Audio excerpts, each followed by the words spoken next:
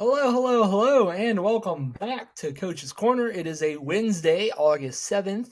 We are back with a brand new version of Coach's Corner, a brand new edition of Coach's Corner.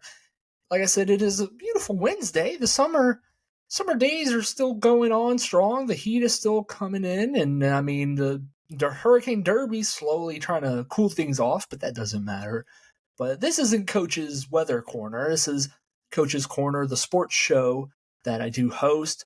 We got a great slew of topics to get to. We continue on with our preview series, but we do also have a star that is settling in nicely to his new home, an all-star, I should say. And we also have a rift between these two very prominent coach-quarterback duo. We'll get to that in a moment. But as I started things off with, we are running through the divisions. We did talk the AFC South on Monday. We talked about the AFC North yesterday. And so we're going to venture on out west. We're going to make the trip out west like Lewis and Clark did. And we're going to talk about the AFC West. The division is, I'd say it's carried. It's carried very heavily by one team. And it's one of those divisions where it has prominent historical teams that, have been fixtures in the NFL, I would say, since its, early 80s, with the Raiders. And then we got the Broncos from the late 90s with John Elway. The Chargers, mid-2000s with LT, Phillip Rivers, Antonio Gates, that whole crew. And, of course, we have today's dynasty, Kansas City Chiefs. And like I said, it's kind of carried by the Kansas City Chiefs right now. It's not a great division. It's, like I said, very Chiefs focused because they've won it the past couple of years. There's no sign of that stopping anytime soon, as we'll get into that. But it does feature some real characters at head coach. You have Andy Reid. You have Jim Harbaugh coming in now from Michigan. Obviously, he just had some news come out about him where basically he left the college game for a good reason. It's because he was going to be suspended a year no matter what. So if he does manage to go back to the college game, he's going back to sit for a year. So likely won't see him in the college game unless something crazy happens. He is an NFL head coach, and that's where he is right now with the Chargers. Sean Payton, who I would love, always claim is the NFL's biggest fraud head coach out there, and Antonio Pierce, who I think is one of the better feel-good stories. And it's just a great slew of head coaches there. Slew is the word of the day.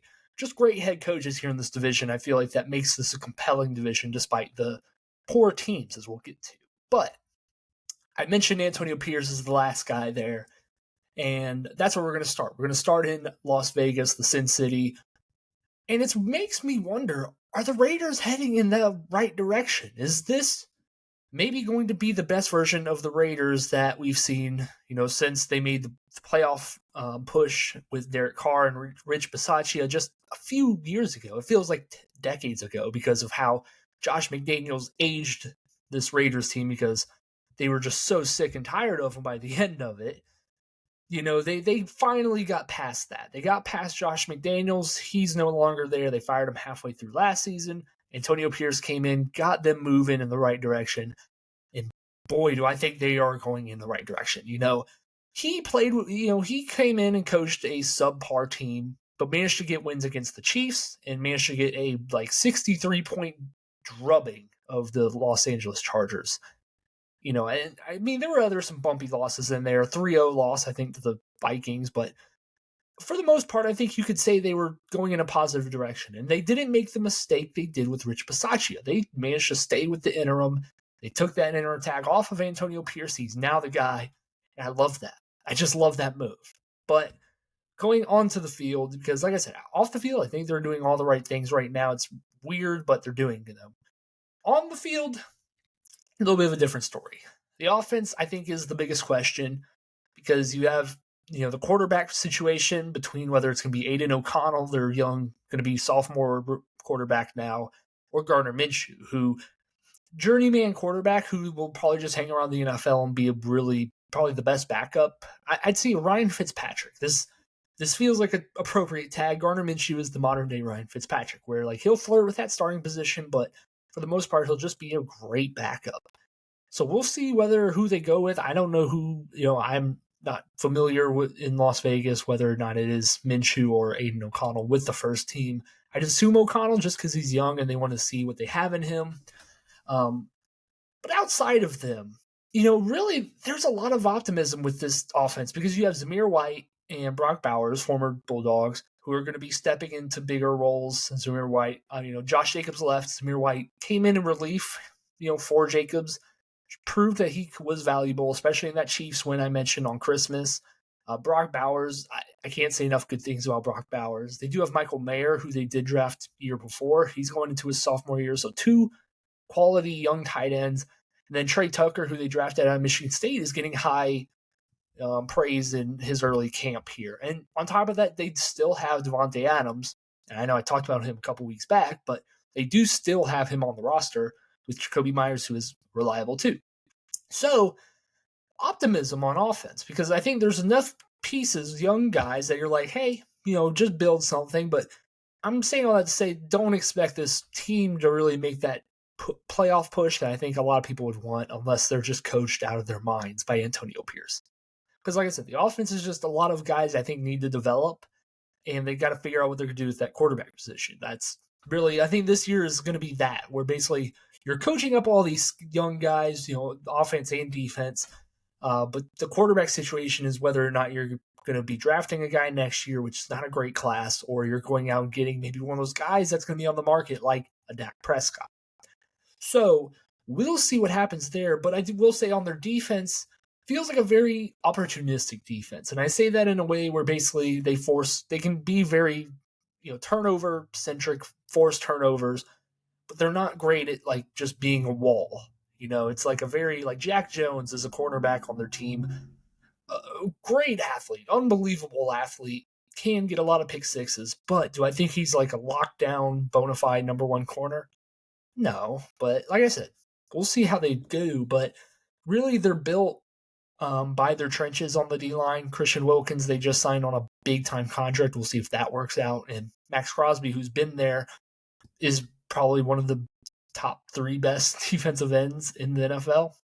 Unbelievable player. So, all in all, I should say that I'm really liking where this Raiders team is heading. I don't think they're going to be going anywhere this year.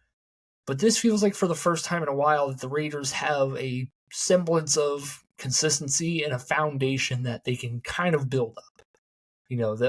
We'll see how much of a leash they give Antonio Pierce over the next couple of years. But for now, I think this is a good first step, is getting him, keeping him, and moving on with a roster that I do think is not bad. Not bad compared to their counterparts in the Denver Broncos. Folks, this might get ugly really quickly. The Broncos quarterback situation is one of the worst that I don't think people have talked about. And I say one of the worst, I don't mean in the league. I think in NFL history, this is one of the worst quarterback groups I've ever seen. Because I've seen Jarrett Stidham play football, NFL football. I've seen Zach Wilson play NFL football. And Bo Nix is 45 as a rookie quarterback. It's frankly disgusting. They're going to ask Bo Nix to save them sooner than later. You're not going to roll out Jarrett Stidham for more than 4 weeks. You're not going to roll out Zach Wilson for more than 2 weeks. So you're going to really throw Bo Nix into the fire early. And frankly, he's a guy that I had it was generous that I had a second round grade on him. They drafted him 12th overall. And, it's just one of those things where even if you do like Bo Nix, even if you're like, Bo Nix is okay, at least he has some weapons around him. But then you look at the weapons. Javonte Williams, who I was high on as a rookie, tore his ACL at the end of that year, basically had to work his way into last year, and he just wasn't the same. It just never clicked, I felt like, for Javonte. And like I said, he might be better after now he does have a full year, and he doesn't have any injuries linked to him right now. Maybe he's better. But then you look at their wide receiver core. Courtland Sutton is there, and I like Courtland Sutton. I do. I think he's a consistent player. He was really good for Russell Wilson, but he does have an injury, bad luck in his history. It's just there. And then you look to the other positions. You have, Marvin Mims, who is a smaller second-year player out of Oklahoma, or maybe he's his third year. either way, he's a smaller guy where I'm not sure if he can, carry a lion's share of targets. And Troy Franklin is also a rookie who came over with Bo Nix from Oregon, who I'm not completely sold on. I haven't seen, where I saw good things said about Trey Tucker. Maybe I'm just missing them on Troy Franklin, but I didn't see the same praise for him. So it's one of those situations, and you look, and the thing is with this Broncos team in recent years, it's always been the defense. The defense has been where they've made their money. But even that group, I look at it and I don't recognize many names. And name recognition feels like a very amateur type of way to look at a team and how they're constructed. But sometimes you just want to see a couple guys that are like, okay, they have this guy who can, step up for them. They have this guy who can be something maybe to try and hold it all together. The defense, I don't really know what I'm looking at. And they just cut Justin Simmons, who I thought was a quality safety. The Broncos, I think, are on their way to clinching a top 5 draft pick. One of those draft picks where they'll probably get like James Pierce out of Tennessee, the edge rusher, try and build that side of the ball. I don't know. We're going to see some heat come to Sean Payton's way, and I think rightfully so, because I don't think he's any better than Mike McCarthy. People love to rag on Mike McCarthy, and I think it's because he's just fatter and he looks goofy on the Cowboys sideline. Sean Payton's got the same kind of track record that McCarthy has. No one really talks about it. Drew Brees had probably saved that man more than enough times to really make people overlook what he's done. Where it's weird that, like I said, it's weird that Mike McCarthy really kind of got, I don't know if Aaron Rodgers just wasn't as loving to Mike McCarthy as Drew Brees was to Sean Payton, but they are the same picture. So, a bad team. I don't reckon, like I said, frankly, just a bad team. But a team that should be better than what they were last year, but I think still hits a wall here, the Los Angeles Chargers. The Prince of Jim Harbaugh are all over this team already. It was very apparent whenever they basically shipped out the skill positions, cut Mike Williams, let Austin Eckler walk. It was pretty apparent what this team was going to be. But the thing is the Chargers are going to Charger, and the injury concerns are already kind of coming in. Justin Herbert has a foot injury, and you don't really know how his status is going to play into the early weeks. And they don't have a true number one receiver outside of hoping Ladd McConkey, the rookie, steps up. And like I said, the reports on him have all been very, very positive. And I love Ladd as much as his next guy. But the odds of a rookie receiver coming in and being that guy on day one is just one of those things you don't want to bet on. You would like to have a Mike Williams to maybe just at least hold it down for a year while he gets his legs under him. You want a Keenan Allen to get his legs under him. It's just one of those things. It's just a little bit concerning, especially when Quentin Johnston, the guy they drafted first round last year, just has the brick hands out here. He just can't catch anything. So the offense gives me that pause. But when you look at the Harbaugh-led team, you always have to go to the run game. And the offensive line is healthy again. I think that's going to help them out tremendously. They lost their center due to retirement, so that's going to hurt. But the other positions should be okay. And they're basically running the Ravens running back room from like a year ago with Gus Edwards and J.K. Dobbins, the injury brothers. And funny enough, once again, this comes back to injuries with the Chargers. If they're healthy, with big if, I think that's a good running back duo. J.K. Dobbins kind of figured it out, but then he tore his Achilles again, or his ACL. I get confused on him because he's done both. Gus Edwards, I thought he was very effective for the Ravens last year. I think he was just really kind of what they needed, just a steady hand. But then they let him go, got Derrick Henry. Gus Edwards and Jim Harbaugh are a match made in heaven if Edwards can stay healthy. Once again, a big if. And then you look at this defense for the Chargers. It's returning a lot of the same guys from last year, a defense that was terrible, frankly. I mean, the running defense was okay. They do have Joey Bosa still. They do have Khalil Mack still, restructured him. But then you look at the secondary, and it's just, it's a group I cannot buy. It's a group when you look at how they're ranked last year, most of them were in the 20s. They have Christian Fulton, who was a young player for the Titans. I didn't even realize he went over to the Chargers, and I don't know if it was a trade or free agency or what, but a young player going into his second team as the starter, that gives me great pause, and it's a defense, like I said, that ranked in the 20s a lot in past defense last year. And It's hard to compete in a division when you have Patrick Mahomes there. You're basically surrendering 2 losses off the bat, not even thinking about the other teams you're going to have to face. So this Chargers team, I think you're just going to be building this culture. This first year, you're going to be building this Jim Harbaugh culture. You're not going to be competing. I'm sorry. I would be very surprised if they managed to make the playoffs. But as I said, Jim Harbaugh is one of those coaches where he kind of just wins where he goes, and it would shock me if he ended up winning this first year. But the way this team looks right now on paper, I'm not quite there with them. So, but I mentioned the Kansas City Chiefs. I mentioned Patrick Mahomes really being the guy, and if you can't tell, I'm kind of low on this division when it comes to their production as a whole. And Vegas supports me in that, where the Kansas City Chiefs are minus 230 favorites to win the division. Now, I don't know if you know how odds work. Most of the time when you're picking futures, the odds aren't minus. And when they are minus, they're not over 200. So when FanDuel tells you that the Chiefs are minus 230 to win this division, do not take that lightly. That is a good sign for Kansas City. It shows that people have faith in them, and they should. They're back-to-back Super Bowl champions. They're going for something that's never been done in the Super Bowl era, and that is a three-peat. So I say that to say, I agree with Vegas here. They should steamroll this division at the very least. You heard me talk about every team has their concerns that I'm just not in on yet.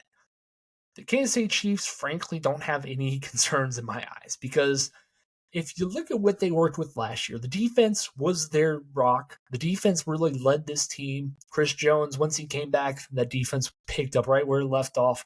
They have talent all over. They lost a couple guys, but nothing that really screams to me this defense is going to take a step back. On top of that, you look at last year's offense, Patrick Mahomes worked through a lot of woes early on with his receivers. Rashee Rice was his best receiver, and he was a rookie. Kadarius Toney was, once again, I kind of mentioned brick hands over here with Quentin Johnson. That was Kadarius Toney just dropping every pass he needed to. MVS is gone.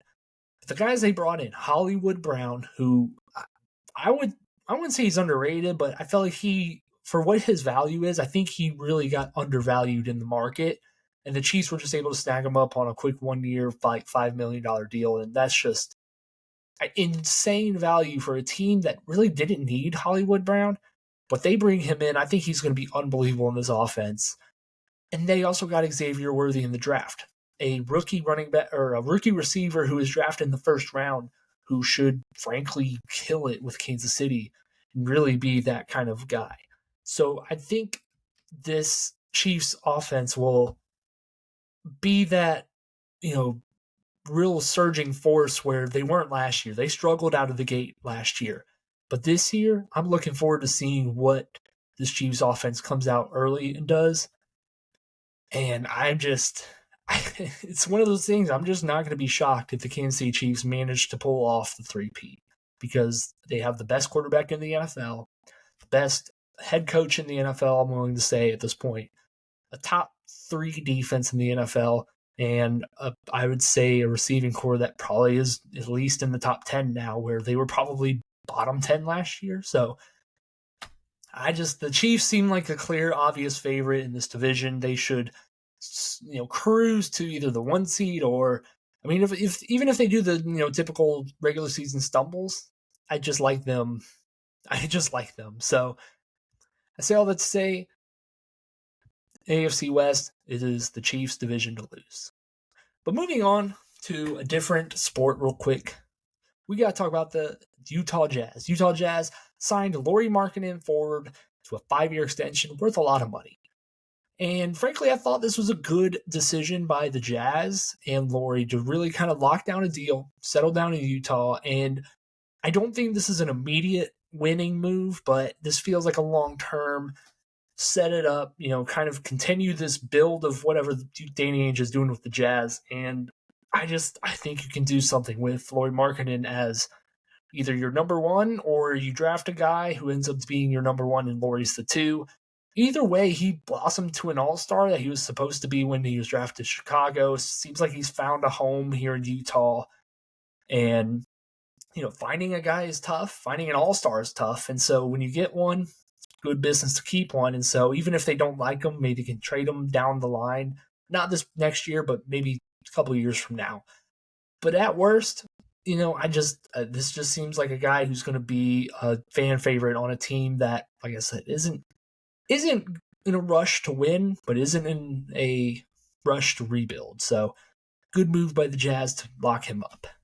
And then we do have to talk about one more story, I think, before we head out of here. It is a quarterback and a coach that could be ending up in divorce sooner than later. Seems like Nick Sirianni and Jalen Hurts aren't on the best of terms. ESPN story came out today that has a quote here in it that says, the Hurts-Sirianni dynamic does not work as well when it's 1-to-1. A team source said requiring a third party to be prominently involved for the offense to run at a high level. Quote unquote, Nick can press on you. A source close to Sirianni said. So, Shane Steichen left the team last year, and seems like that was kind of when the, kind of unraveled for him, where they started off hot, obviously, but towards the end of the season, it fell apart very quickly, crumbled. Coaching dynamics stopped working, and the Eagles fell flat. I think the Eagles are facing a very big critical season in terms of this, like, kind of coaching, quarterback, kind of, both of them are facing a lot of pressure here. They've come up short multiple seasons now. They should have been a lot better last year than they were. And frankly, if the Eagles are 1-4 start off the season, I think he's going to be canned in week 5. I think Nick Sirianni will be gone very, very quickly if this thing goes wrong. If they're 2-3, I could see it being very, very tough to keep Nick Sirianni on board, especially when I think the city's going to turn on him. Because Philadelphia, although they're the city of love, they aren't the city of love when you start losing games on Sundays. So we'll see what happens there in Philadelphia. Like I said, if you don't agree with your quarterback, I think that's a very quick way to get out of town fast. And so we'll see what Nick Sirianni and crew does, but not looking great for the old Birds. So that'll do it for me. That's all the stories I do have for you today. We will be back either tomorrow or Friday. Either way, there will be one more news show for the week. We'll finish out our AFC preview with the AFC East. So the Bills, Jets, Patriots, and Dolphins to talk out the rest of the week. But until then, make sure you like, share, subscribe, do all that good stuff. And I will see you guys next time. Goodbye.